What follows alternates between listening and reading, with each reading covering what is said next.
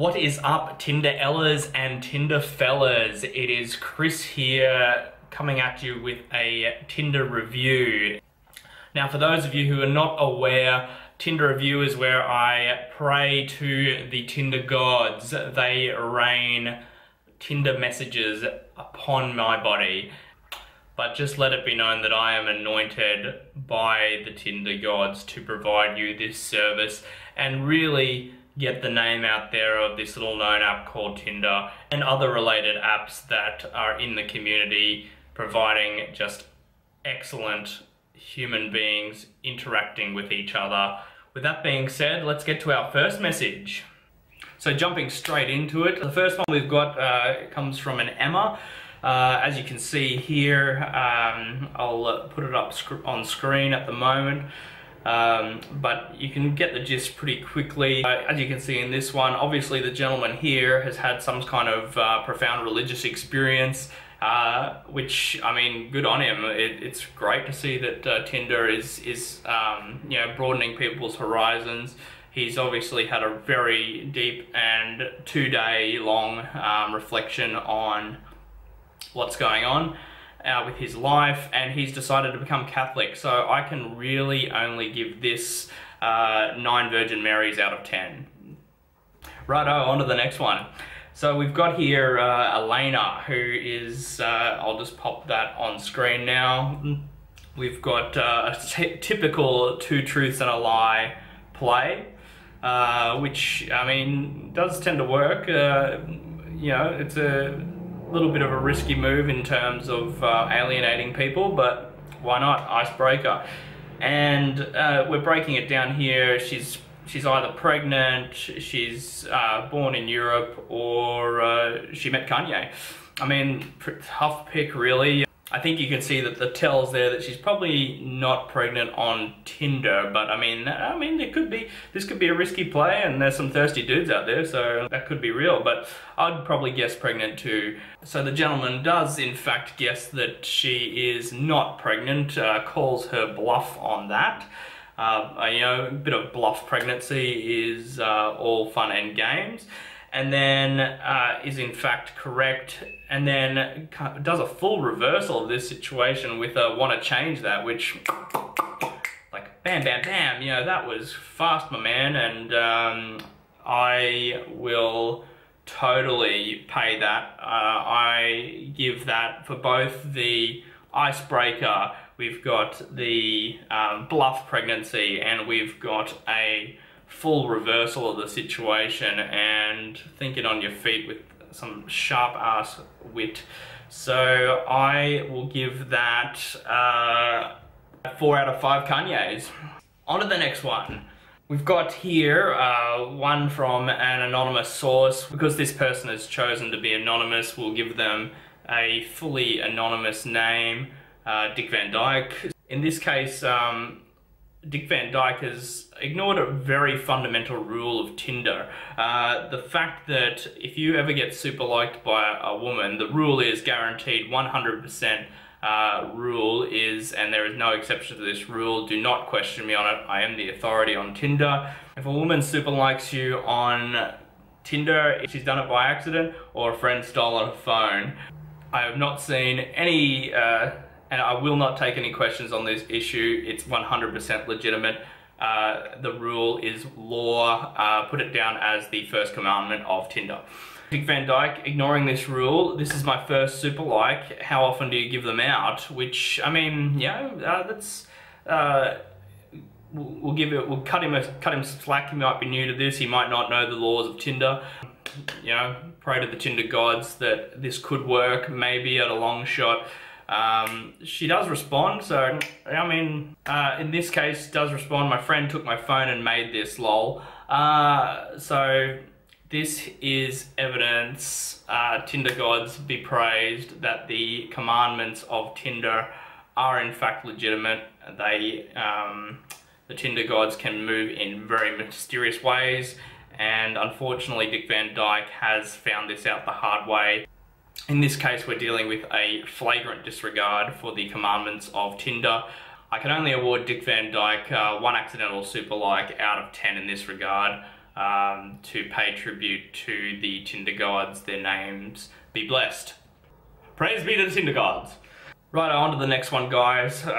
We've got one here. The person has not successfully blanked out the last letter of their name, so we'll call them Ah.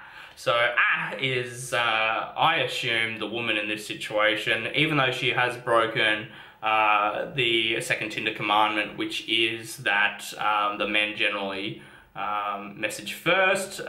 If she is in fact female in this situation, she has blatantly disregarded the second Tinder commandment, but we'll see how it plays for her.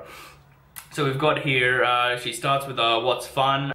In the other person's profile, there was in fact some reference to let's do something fun.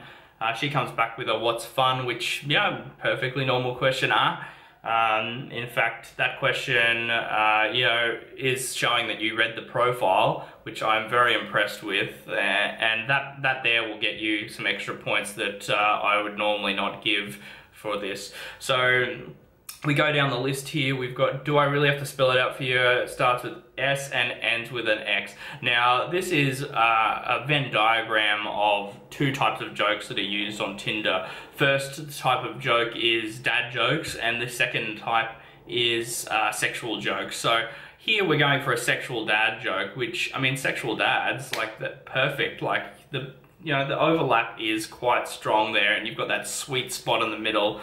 But as we can find out, he's not in fact going to spell the short name of sexual intercourse. It's in fact sax, which is short for saxophone for those playing at home.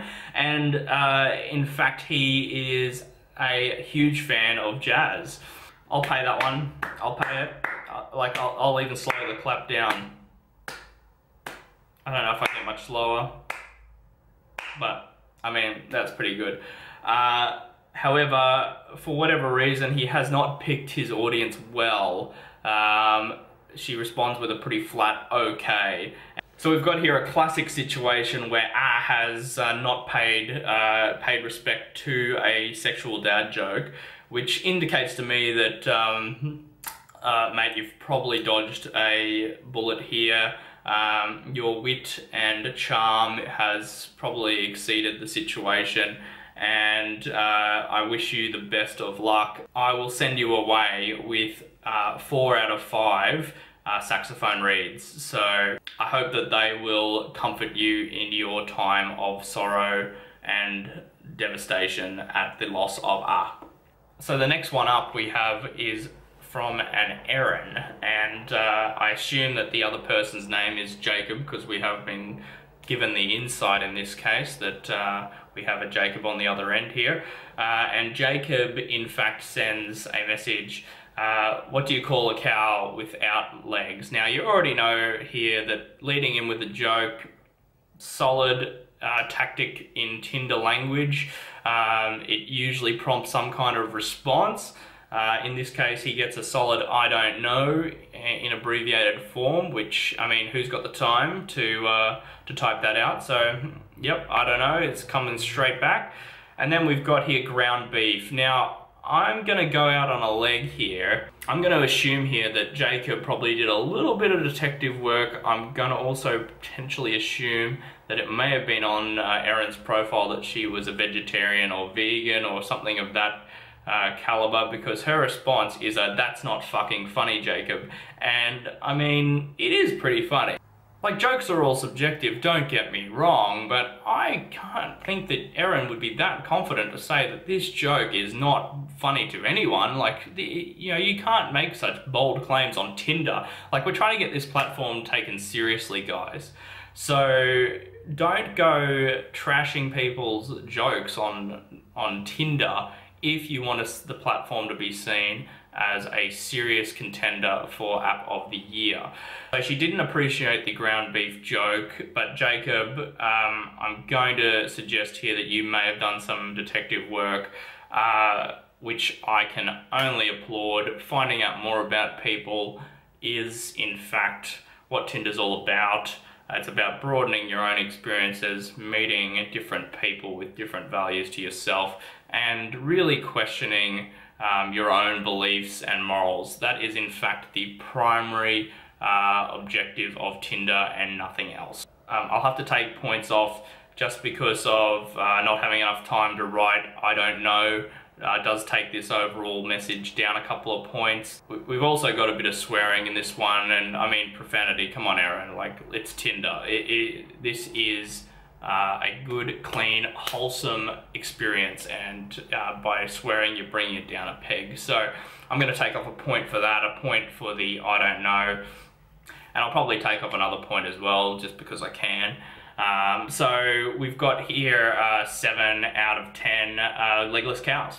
So we've got one here that's actually from a personal friend of mine, and for the purposes of this, I must make the disclaimer that this is not strictly a Tinder message. So I am going to have to sacrifice a small dove to the Tinder gods after this video to make up for my sins in referencing a outside of Tinder arrangement. But that is the price I am willing to pay.